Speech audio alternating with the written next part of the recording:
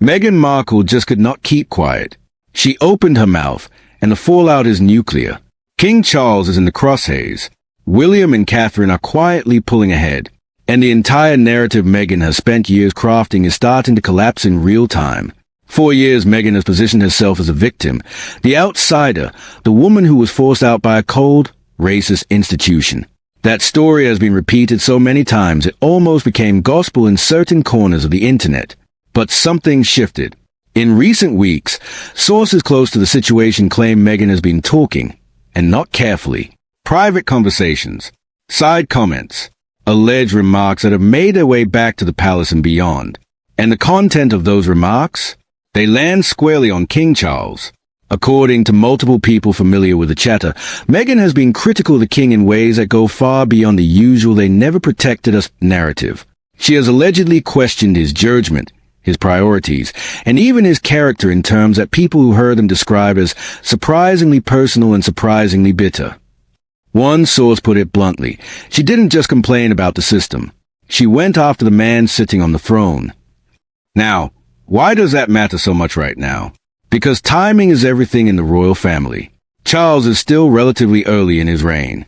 He is trying to stabilize the monarchy after the long shadow of Queen Elizabeth, after the trauma of Harry and Meghan's exit, after Andrew's scandals, after the endless tabloid wars.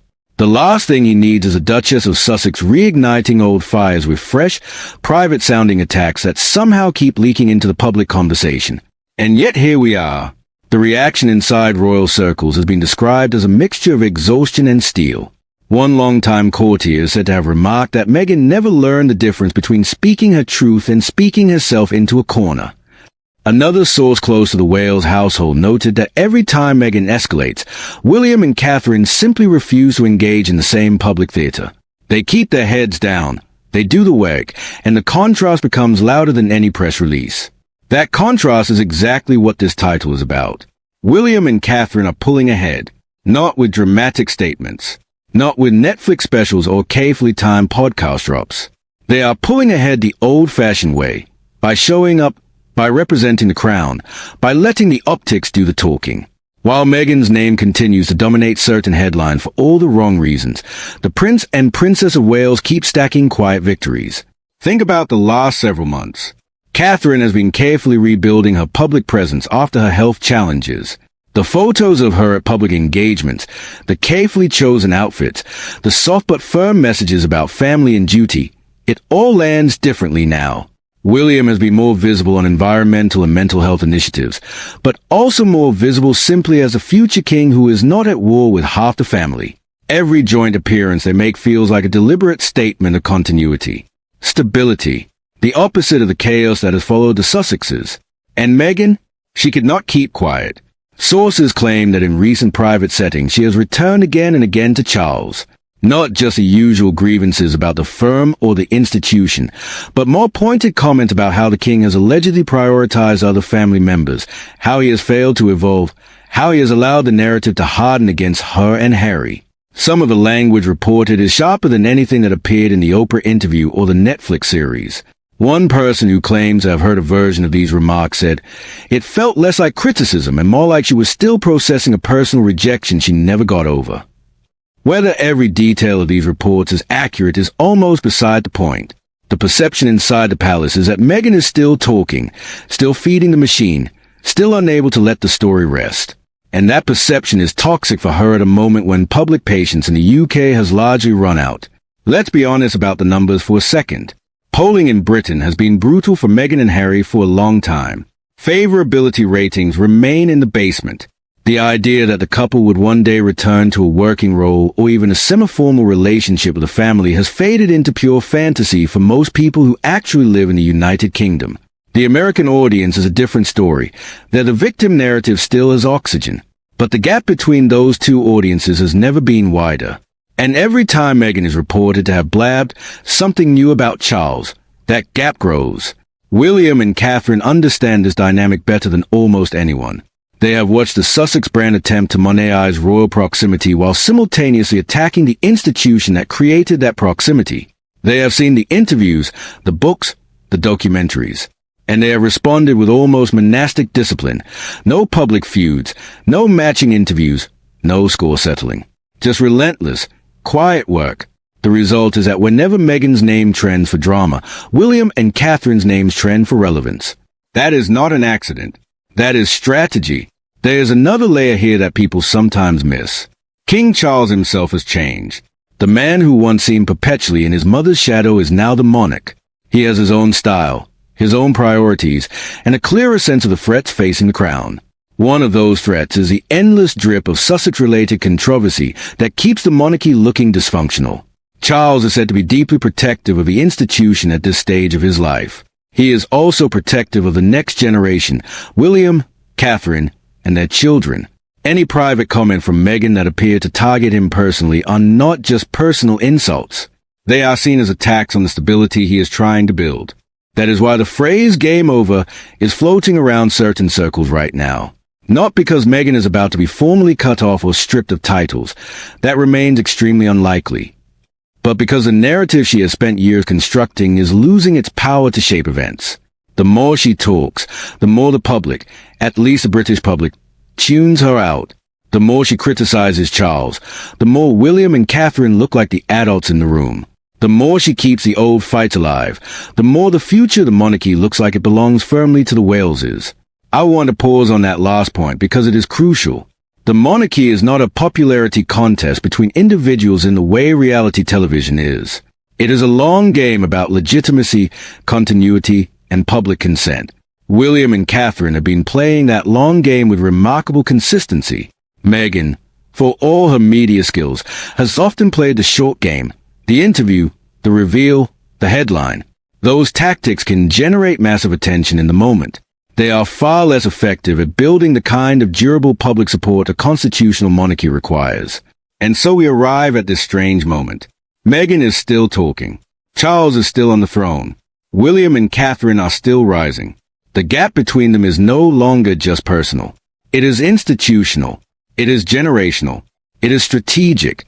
What happens next will depend on whether Meghan can finally, truly, keep quiet, or whether the compulsion to speak, to correct the record, to reclaim the story, proves too strong.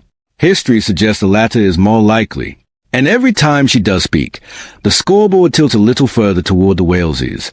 We are going to dig much deeper into the specific comments being attributed to Meghan, the palace's internal reaction, and what this means for Harry's position in all of this. Because Harry is not a bystander here. He is still the bridge, or the broken bridge, between the two camps. His silence or his statements in the coming weeks could change the entire temperature of this story. But first, I need to set the full context of how we got here, because the road to this latest explosion is paved with earlier decisions that now look almost inevitable in hindsight. Because the road to this latest explosion is paved with earlier decisions that now look almost inevitable in hindsight. Go back to the Oprah interview.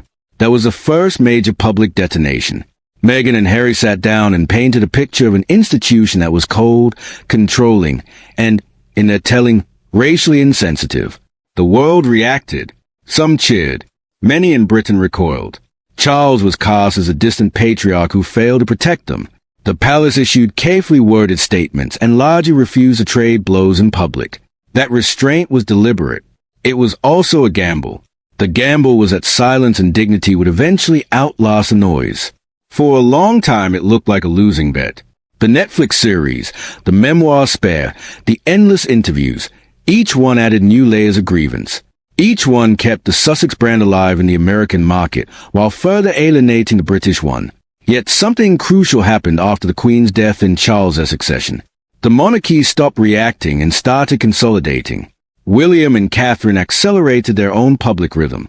Catherine's cancer diagnosis and recovery became a masterclass in controlled vulnerability. She shared just enough to humanize herself, then returned to duty with quiet resolve. William stepped into more of the heir's traditional space without ever sounding defensive. The couple's joint appearances began to feel like the steady heartbeat of the future monarchy. Meanwhile, every new Sussex-related headline started to land with diminishing returns. The public, especially in the UK, had heard the story too many times.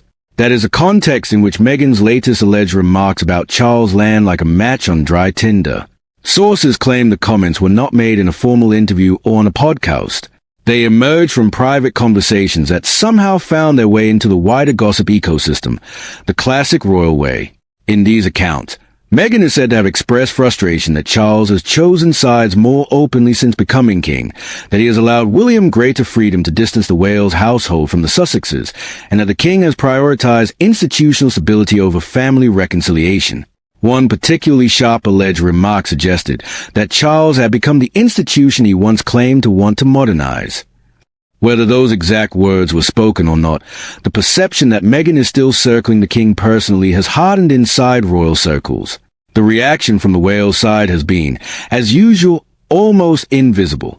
No statements. No anonymous briefings designed to score points. Just continued forward motion. Catherine has been photographed at engagements looking composed and focused. William has spoken about the future of the monarchy in terms that emphasize service over personality. Every time the pair appears together with their children, the visual message is the same. This is the core. This is the continuity. This is what the crown looks like when it is not at war with itself. Harry's position remains the most complicated piece on the board. He is still the blood prince, still the son Charles clearly cares about, still the brother William once protected. Yet every new wave of Meghan-linked criticism makes his path back toward any formal role harder. Friends of the couple insist Harry remains loyal to his wife and believes the institution treated them unfairly.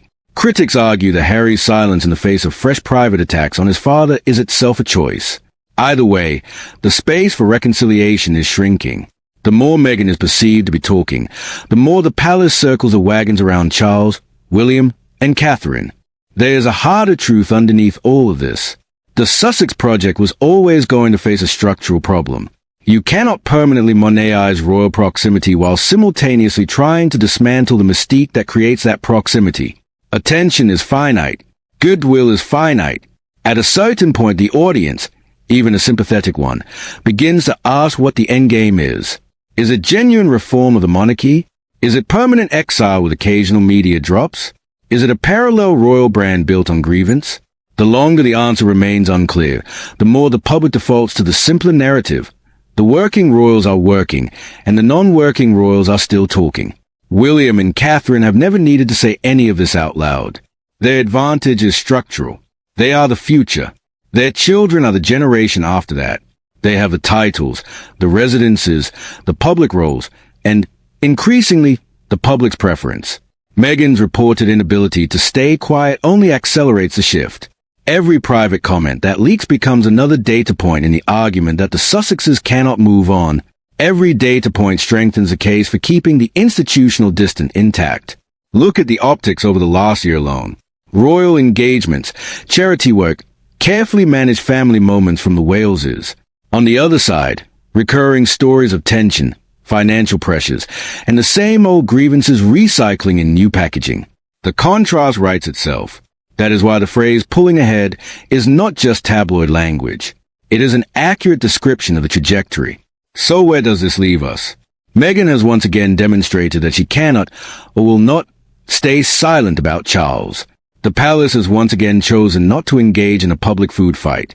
William and Catherine have once again refused to be drawn into the drama, choosing instead to keep building the version of the monarchy they intend to lead.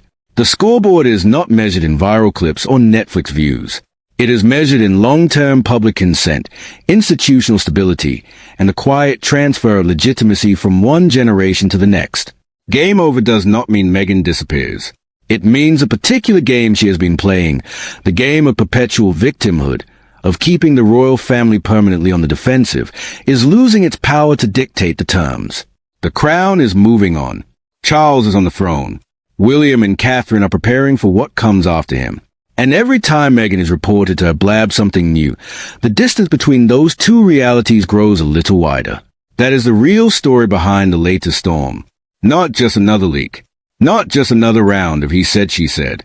It is a slow, irreversible confirmation that the future of the British monarchy no longer runs through Montecito. It runs through Windsor, through Kensington, through the steady, unspectacular work of a couple who have decided that dignity is a better long-term strategy than drama. And that, more than any single comment Meghan may or may not have made, is why so many people inside the institution are quietly using the words game over. Outro music swells. Final graphic. The title card returns, then fades to the channel logo. If this breakdown opened your eyes, smash that like button. Drop your thoughts in the comments. Do you think Meghan can ever truly move on, or is a compulsion to speak simply part of the brand now? And make sure you're subscribed so you don't miss the next chapter in this never-ending royal saga. I'll see you in the next one.